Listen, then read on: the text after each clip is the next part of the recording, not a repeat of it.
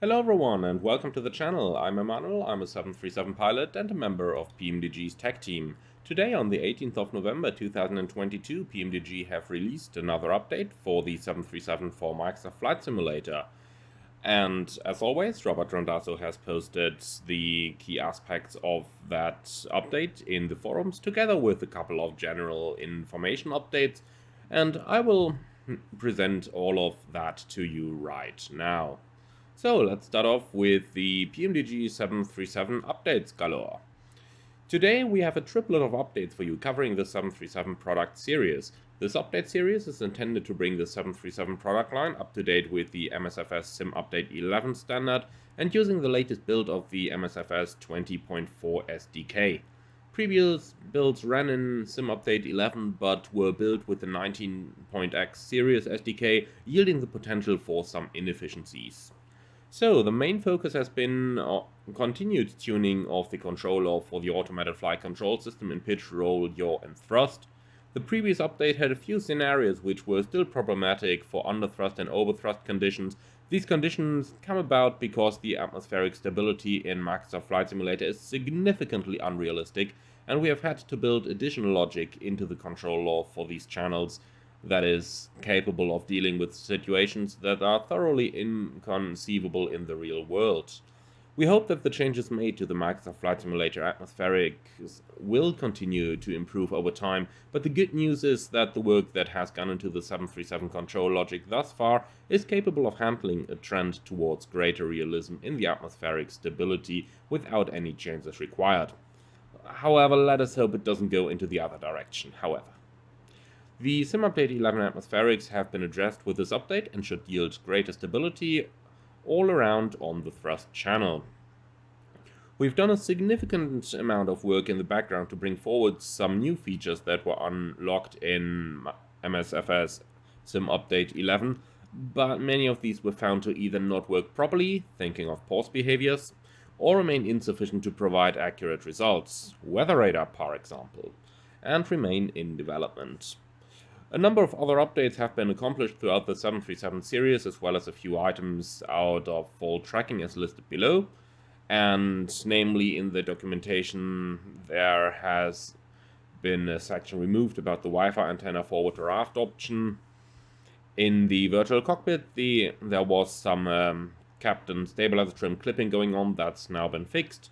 Missing pixel on the electrical panel when using new pressurization panel option is fixed. The negative pressure relief valve text and push panel misaligned, and final in the paint kits the model texture distortion has been addressed as well. As always, you can download the updates via the PMDG Operations Center, which was installed with your PMDG 737. Simply run the OC and select aircraft liveries and product updates. The rest is done by the click of a button. Just be aware that you might need to run the Operations Center as administrator here. That would be a common cause for updates not working.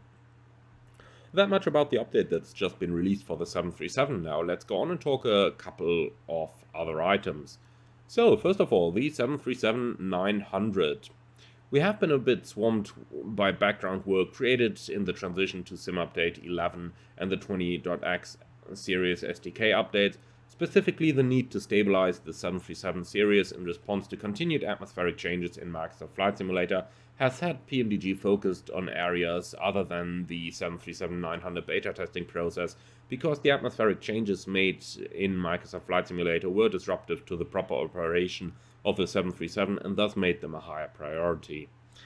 As Robert has said in the last few updates, they are hoping to have the 900 series in testing, quote, by next Friday, quote end. Standard disclaimer still applies, but Robert's confidence in achieving this next week is higher than it has been in some time. On to the PMDG Universal Flight Tablet. The tablet is well into testing and is progressing well. The team has provided a robust round of feedback and many changes have been implemented, with a beta update going out to them shortly. They are looking to add more functions to their testing process in the week ahead, and as soon as Robert can convince the tablet development team, he will show it out to you guys. Finally, PMDG 737 for Microsoft Flight Simulator Marketplace at last. So, today on the 18th November, PMDG is handing off the 737 to Marketplace for intake into the MSFS Marketplace store. That was planned to do well prior to the arrival of Sim Update 11 in the MSFS universe, but those plans got steamrolled by some instability with the SU11 beta and SDK process. In the end, the builds going to Marketplace will be more stable, so all is well that ends well, as they say.